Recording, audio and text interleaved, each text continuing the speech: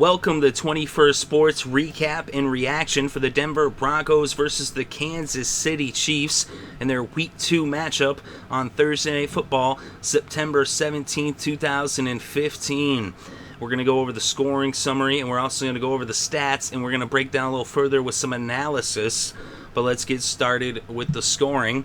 And it was scoreless throughout the first quarter, although the Chiefs had a red zone opportunity, but Jamal Charles fumbled it in the red zone, and so it was 0-0 after one. Then in the second quarter, Jamal Charles makes up for it with a 34-yard touchdown run to put the first points on the scoreboard, with the score Kansas City 7, Denver 0, after Cairo Santos added the extra point. This was with about 9 minutes left before halftime. Then with about 6.5 minutes left before halftime, Marcus Peters intercepts Peyton Manning and takes it 55 yards all the way to the end zone. And with the kick by Santos, it was 14-0 Chiefs over the Broncos. But then with 2.5 minutes left before halftime, Peyton Manning finds Emmanuel Sanders. Sanders takes it into the end zone for a 16-yard touchdown pass off a slant. And it was now a 7-point game with the Chiefs' lead cut in half, as it was now 14-7 Kansas City over Denver. And then an interception by Aqib Talib set up the Broncos right there with a scoring opportunity just moments later with less than a minute left before halftime, and Peyton Manning finds Virgil Green in the end zone for a 1-yard touchdown pass, and with the extra point by McManus, this game was tied up at 14 apiece. So that would be the score going into halftime. Then in the third quarter, Cairo Santos would hit a 35-yard field goal to put the Chiefs up by 3 with the score Kansas City 17, Denver 14, with about a little less than 10 minutes left in the third.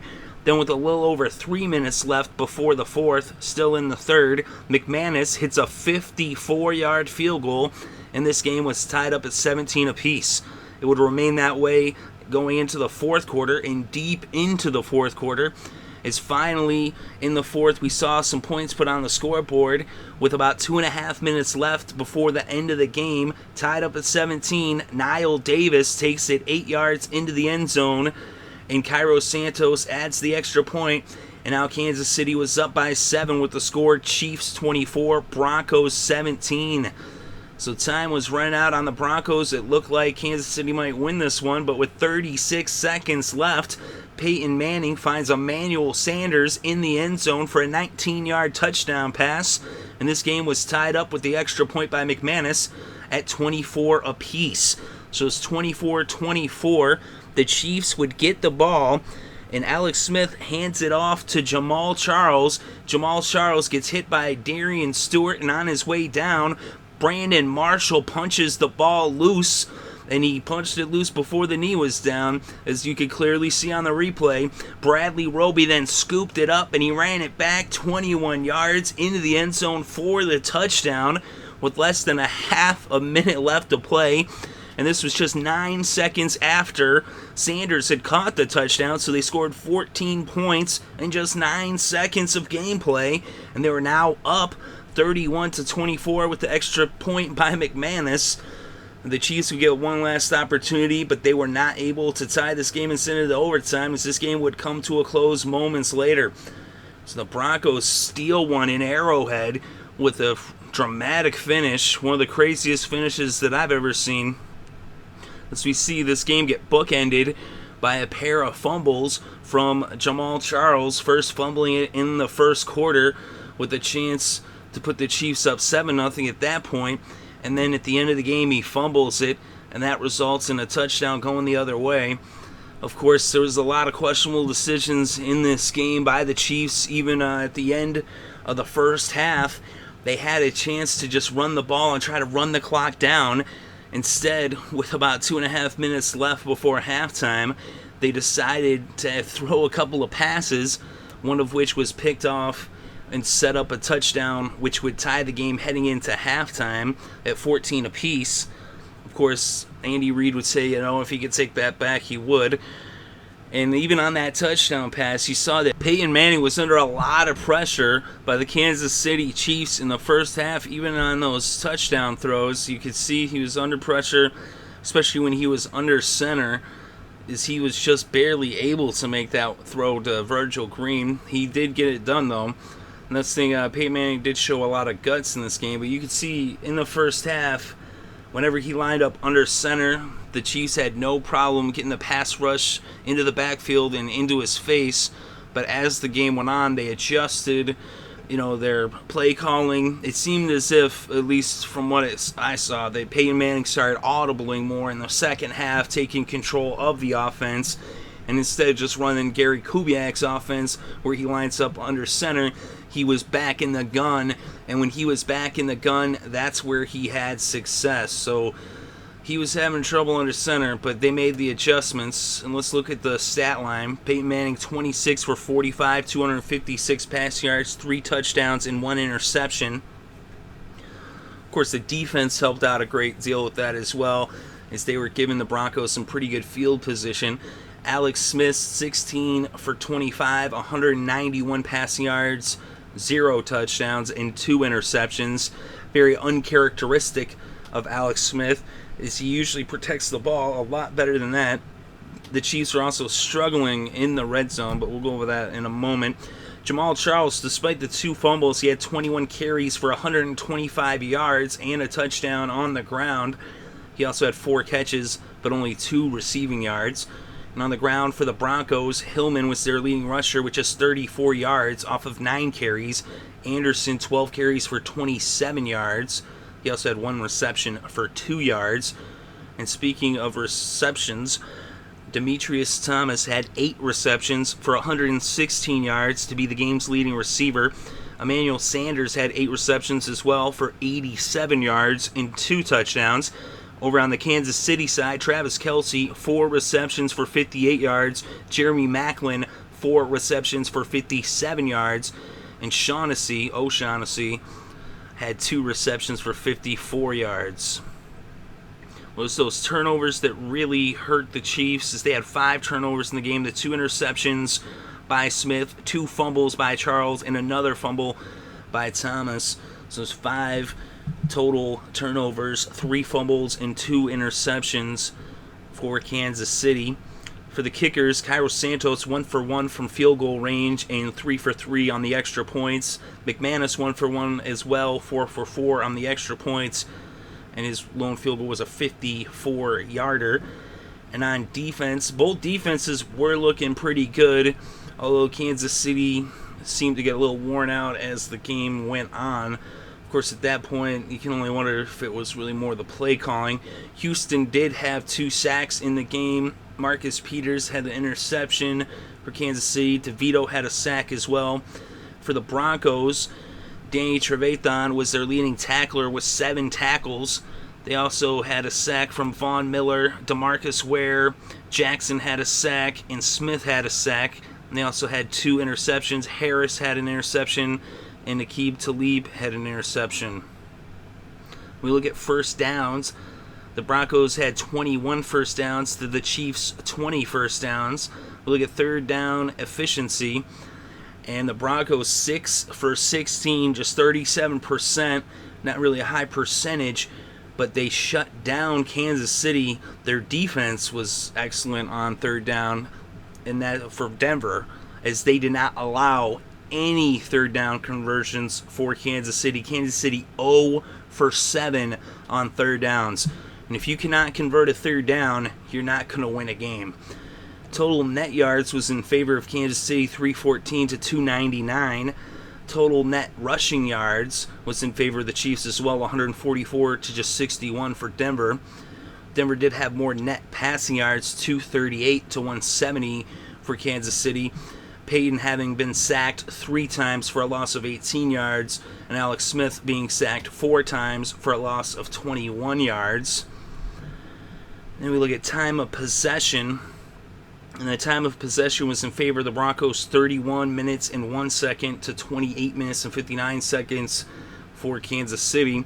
We also look at the red zone efficiency, and the Broncos were 3 for 3 in the red zone as they converted on every opportunity they got, whereas Kansas City just 1 for 4 in the red zone. So they missed some red zone opportunities there. Of course, early in the game, that fumble by Jamal Charles And of course, he fumbled later on. That was not in the red zone, but that would lead to the final score there by Roby. But there was a point in the game when it was 24-17 there, when they were going down to tie the game. At that point, it really should have been 38-10 if Kansas City had managed the game better. Instead, the Broncos really shouldn't have had that opportunity to tie it up before halftime. And if Kansas City had gotten in the end zone in the first quarter, it would have been 21-7 going into the locker rooms at halftime. So some missed opportunities by Kansas City. Like I said, both defenses were looking good, especially Denver's defense looked phenomenal in this game. They were putting a lot of pressure on. They were getting into the backfield. They were forcing the turnovers. Like I said, 5 turnovers. The defense of Denver was just spectacular. Kansas City's defense was looking pretty strong early on, but Denver made the adjustments. Said Peyton Manning was struggling at points in the game. There were certain throws he was missing, but a lot of that I saw more so was due towards the system and the offensive line. I thought previously that maybe it was more something that was physical, and I think that does have something to do with it. The age is a factor. I think there's 3 factors to what's going on with Peyton Manning. There is the fact that he's 39 years old. There is the fact that the system is new, but it's not just that the system's new, it's what the system asks him to do. And the system is asking Peyton Manning to line up under center, where he's a lot more comfortable back in the gun. And the thing is, with him lining up under center, because the offensive line, the third factor, the offensive line is not giving him the pass protection.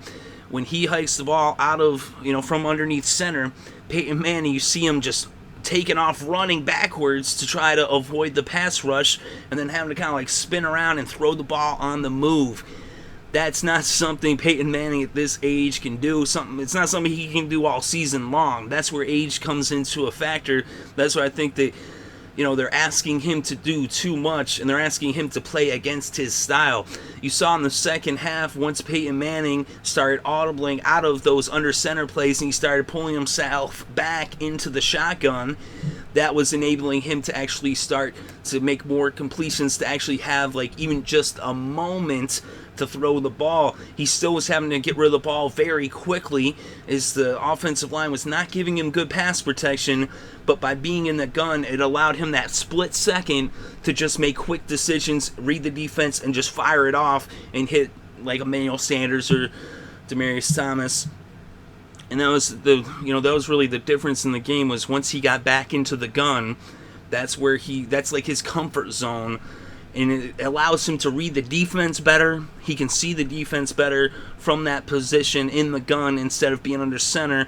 Also gives him just that little bit of extra time, and he's not having to be, running away from this pass rush. He actually sees it coming at him right in his face and then just throws the ball, gets rid of it real quick. And that's where, down the stretch, he started to actually have more success in this game. But I wouldn't say they're really out of the woods yet, because they're going to have to make those adjustments on a long-term level. If they keep trying to force Kubiak's offense and force Peyton Manning to line up under center, it's going to be a long season. And with his age, the more they keep doing this as it moves forward, he's going to struggle. Peyton Manning, maybe if it was 10 years earlier, maybe he could, work this new offense under the gun, or under center rather. But you saw that the last few years, he was pretty much always lining up in the gun.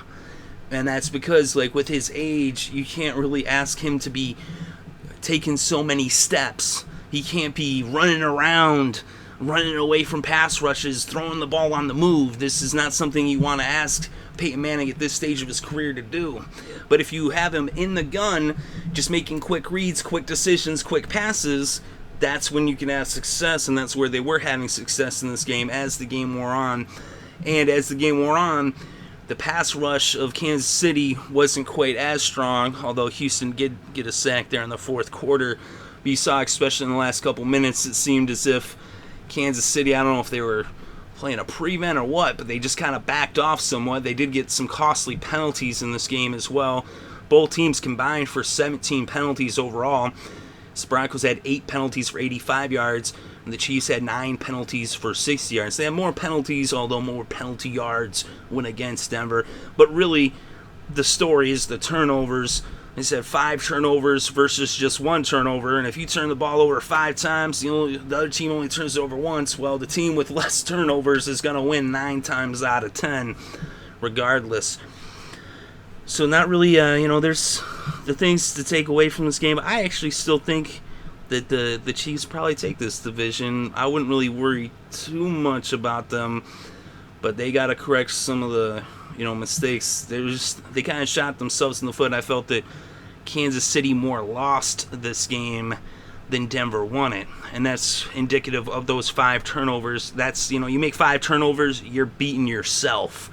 In Denver, let's say, gotta give credit to a gutsy performance by Peyton Manning, and also a very physical, tough, strong performance by that defense of the Broncos.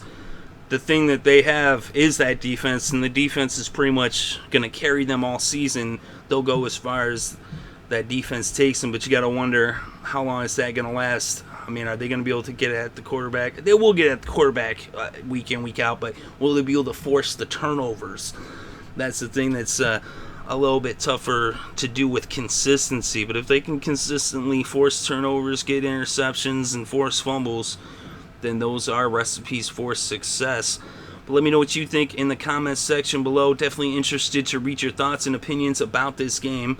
Thank you very much for listening. It is greatly appreciated.